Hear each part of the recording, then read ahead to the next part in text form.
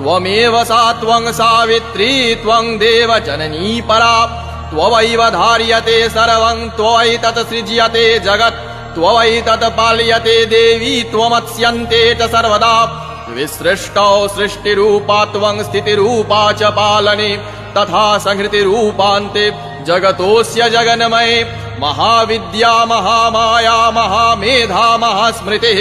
महामोहा च भवती महादेवी महासुरी प्रकृतिस्त्वं हि सर्वस्य गुणत्रय विभाविनी कालरात्रिर्महारात्रिर्मोहरात्रिश्च दारुणा त्वं श्रीस्त्वमीश्वरी त्वं ह्रीस्त्वं बुद्धिर्बोधलक्षणा लज्जा पुष्टिस्तथा तुष्टिस्त्वं शान्तिः क्षान्तिरेव च